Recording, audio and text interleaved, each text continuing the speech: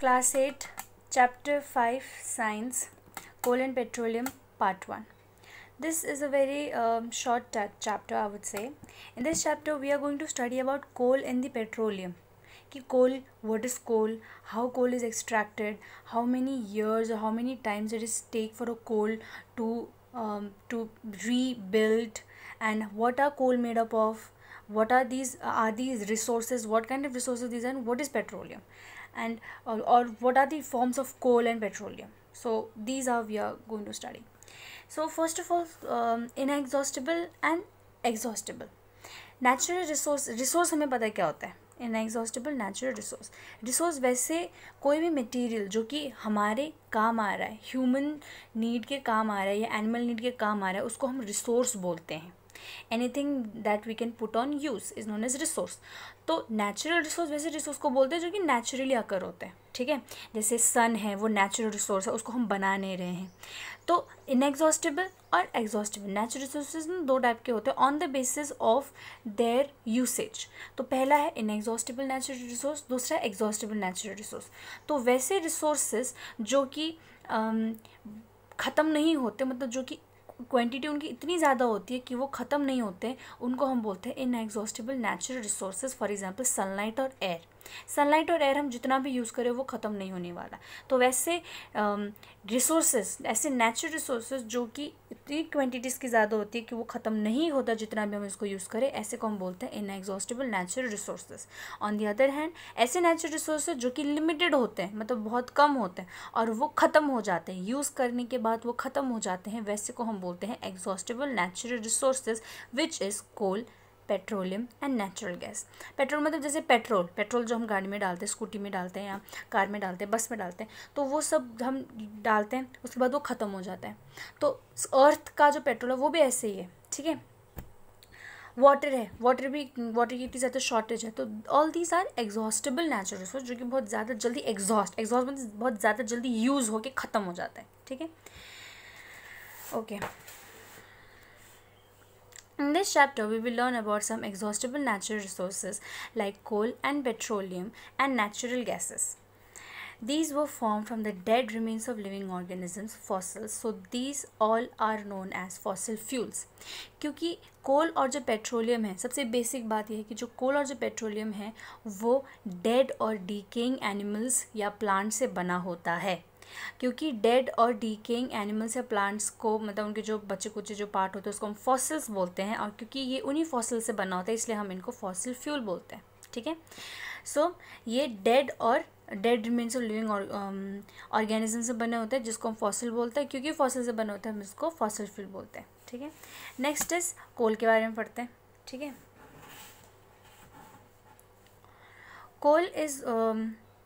Coal is hard as stone. ये coal है, कोयला. ठीक है, coal is hard as stone and is black in colour. ठीक है, मतलब ये स्टोन की तरह, पत्थर की तरह हार्ड होता है और इसका कलर ब्लैक होता है. Coal is one of the fuels use to cook food.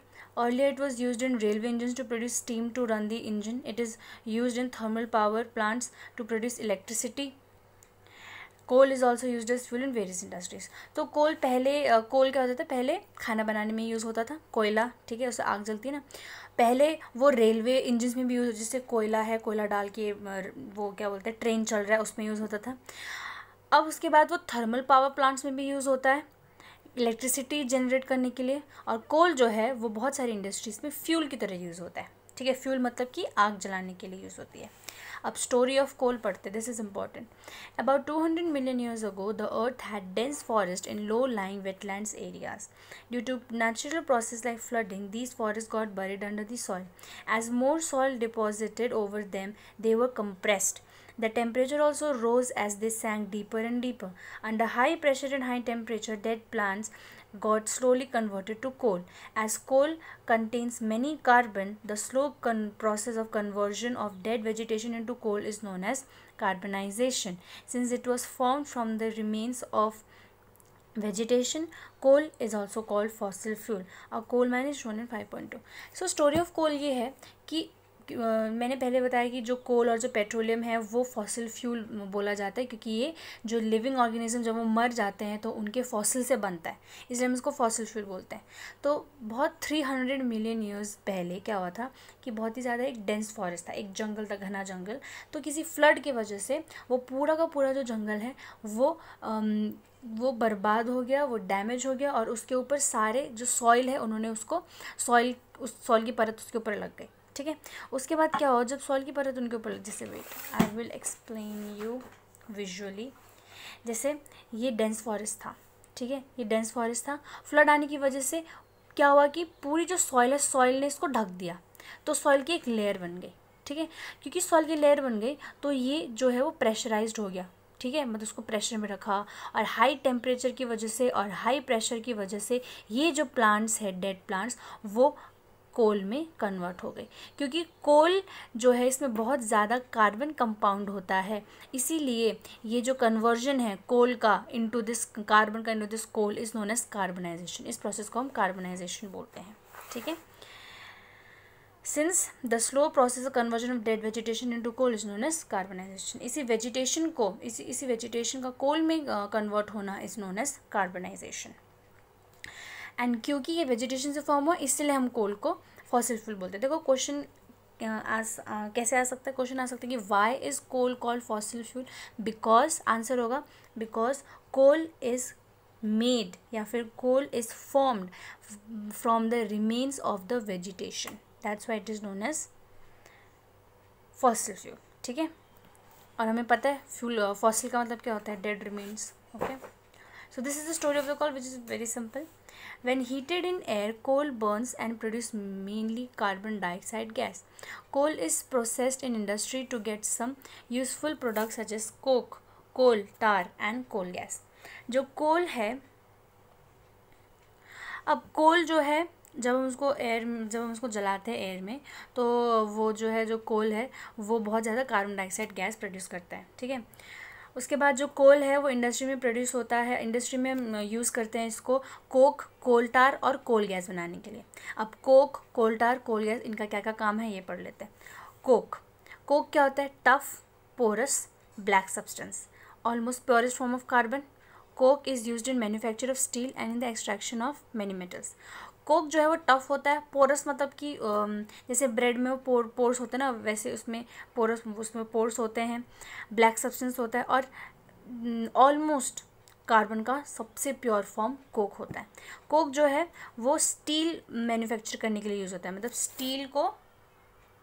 मतलब कि ये स्टील बनाने के लिए यूज़ होता है, और बहुत सारे मेटल्स बनाने के लिए भी यूज़ होते हैं। Next is coal tar.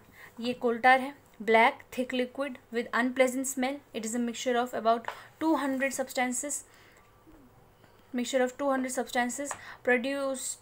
Products obtained from coal tar are used as starting material for manufacturing various substances used in daily life as in industry, like synthetic dyes, drugs, explosives, perfumes, plastics, paints, photographic materials, roofing materials, etc. Interestingly, naphthalene balls are used to repel moths and other insects are obtained from coal tar. So coal tar जो है वो जो क्या बोलते हैं, road बनाने के लिए जो यूज़ होता है ना, लिक्विड जो ब्लैक कलर का होता है वही कोल टार होता है। तो कोल टार ब्लैक होता है, लिक्विड होता है। ठीक है, और ये 200 सब्सटेंसेस का मिक्सचर होता है। कोल टार से जो प्रोडक्ट्स बनते हैं वो यूज़ होते हैं इंडस्ट्री में, जैसे सिंथेटिक डाइज मतलब कलर। ठीक है, कलर देने वाले इंडस्ट्री, तो वो drug, explosives, perfume, plastic, paints, photography, इन सब को बनाने के लिए यूज़ होता है। जो interestingly naphthalene balls used to repel moths and other insects are also obtain from coal tar. जो नैप्थलीन बॉल्स होते हैं ना वो भी कोल टार के ही बने होते हैं। ठीक है, These days, bitumen, a petroleum product, is used in place of coal tar for metaling roads. आजकल जो है, पहले कोल टार यूज़ होता था, आजकल जो है बिटुमिन जो है, जो कि पेट्रोलियम का एक प्रोडक्ट है, वो यूज़ होता है रोड बनाने के लिए।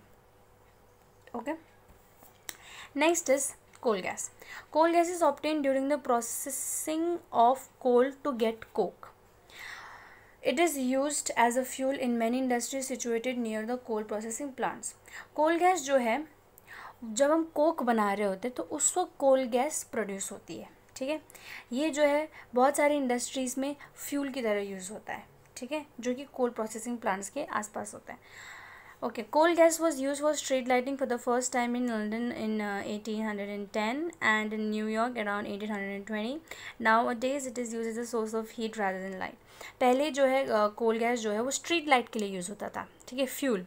फर्स्ट टाइम लंदन में यूज़ हुआ था 1810 में, और उसके बाद न्यूयॉर्क में यूज़ हुआ था 1820 में. आजकल जो है वो लाइट से ज़्यादा वो as a source of heat use होता है, ठीक है. सो ये हमने पढ़ लिया. हमने क्या क्या पढ़ा अभी तक? फॉसिल फ्यूल क्या होता है, नेचुरल रिसोर्स के 2 टाइप पढ़ लिए. उसके बाद हमने पढ़ा कोल क्या होता है, स्टोरी पढ़ी कोक की, और कोल का 3 प्रोडक्ट होता है, कोक, कोल tar और कोल गैस, और तीनों के बारे में पढ़ लिया. इनके यूजेस पढ़ लिए. क्वेश्चन आते हैं, इनके यूजेस आते हैं, ठीक है. क्वेश्चन ये भी आते हैं कि सबसे almost pure form of carbon कौन सा है, और हमने ये भी पढ़ा कि कोल को बर्न करने के बाद हमें कार्बन डाइऑक्साइड गैस मिलता है, ये भी हमें पूछा जाता है. Okay, so next topic is petroleum. You know that petrol is used as a fuel in light automobiles such as motorcycles, scooters. Heavy motor vehicles like trucks and tractors run on diesel. Petrol and diesel are obtained from a natural resource called petroleum. Petroleum was formed from organisms living in the sea. As these organisms died, their bodies settled in the bottom of the sea and got covered with the layers of sand and clay.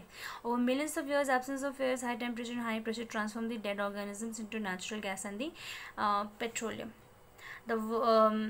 It shows the deposits of the petroleum. Then as you see the layer of the containing petroleum oil, why is it? The world's first oil well was drilled in Pennsylvania, USA in 1859. 8 years later, in 1867, oil was struck at Makam in Assam. In India, oil is found in Assam, Gujarat, Mumbai High, and in the river basins of the Godavari and Krishna. Refining of petroleum. Petroleum is a dark oily liquid. It has an unpleasant odor. It is a mixture of various constituents such as petroleum gas, petrol, diesel, lubricating oil, paraffin wax, etc. The process of separating the various constituents fractions of petroleum is known as refining. It is carried out in a petroleum refinery. The process of separating various constituent fractions of petroleum is known as refining, and it is carried out in refinery. It has unpleasant mixture of various constituents. Petroleum जो है क्या होता है, जो हम petrol या diesel use करते हैं ना, that is obtain from a natural resource known as petroleum. इसका डेफिनेशन तो यही होगा. उसके बाद पेट्रोलियम जो है वो कैसे बना है. सो बहुत टाइम पहले जो सी के जो एनिमल्स थे और जो प्लांट्स थे वो बरिड हो गए थे अंडर, वो मतलब बरिड हो गए थे, ठीक है. As this organism died, their body settled at the bottom of the sea and they got buried by sand. उसके बाद जब वो बरिड हो गए तो क्योंकि वहाँ पे कोई एयर नहीं था और ज़्यादा प्रेशर था, ज़्यादा टेम्परेचर था, तो उससे क्या होगा कि उन लोगों की जो बॉडी है वो कन्वर्ट हो गई पेट्रोलियम में, ठीक है, और नेचुरल गैस में. अब पेट्रोलियम जो है वो डार्क ऑयली लिक्विड है और इसका अनप्लेजेंट ओडोर होता है, और मतलब कि इसका बहुत ही गंदा स्मेल होता है, ठीक है. इसके बहुत सारे ये बहुत चीज़ों का मिक्सचर होता है. किस चीज़ का? Petroleum gas, petrol, diesel, lubricating oil, paraffin wax, इन सब का मिक्सचर होता है. इन सारे कॉन्स्टिट्यूएंट्स को अलग अलग करने के प्रोसेस को हम बोलते हैं रिफाइनिंग, और ये किया जाता है रिफाइनरी, पेट्रोलियम रिफाइनरी में किया जाता है, ठीक है. ओके, ये कॉन्स्टिट्यूएंट्स ऑफ पेट्रोलियम ये इंपॉर्टेंट है. एलपीजी जो है वो क्यों यूज़ होता है, these are the constituents of petroleum, और ये क्यों यूज़ होता है, मतलब ये घरों में यूज़ होता है, पेट्रोल की यूज़ होता है मोटर फ्यूल में. तो इनकी एग्जांपल है kerosene, diesel, lubricating oil, paraffin wax, bitumen, इन सब के यूजेस ये है, ये पढ़ लेना, this is important. Okay, next. Many useful substances are obtained from petroleum and natural gas. These are known as petrochemicals. These are used in manufacture of detergents, fibers, polythene, and other man-made plastics. Hydrogen gas obtained from natural gas is used in the production of fertilizers. Due to its great commercial importance, petroleum is called black gold. So बहुत सारे useful substances obtained होते हैं petroleum और natural gas से. इसको हम बोलते हैं पेट्रोकेमिकल्स. ऐसे सब्सटेंसेस को हम बोलते हैं पेट्रोकेमिकल, जो कि पेट्रोलियम और हमें नेचुरल गैस से मिलते हैं. These are used in the manufacture of detergents, fibers, polythene, and other man-made plastics. Hydrogen gas obtained from natural gas is used in the production of fertilizers. Due to its great commercial importance, petroleum is also called black gold. क्योंकि petroleum जो है वो उसका बहुत ज़्यादा commercial use है, मतलब commercial मतलब रिलेटेड टू मनी, बहुत ज़्यादा यूज है, तो इसको हम ब्लैक गोल्ड भी बोलते हैं। तो किसको ब्लैक गोल्ड बोलते हैं, क्यों ब्लैक गोल्ड बोलते हैं, ठीक है।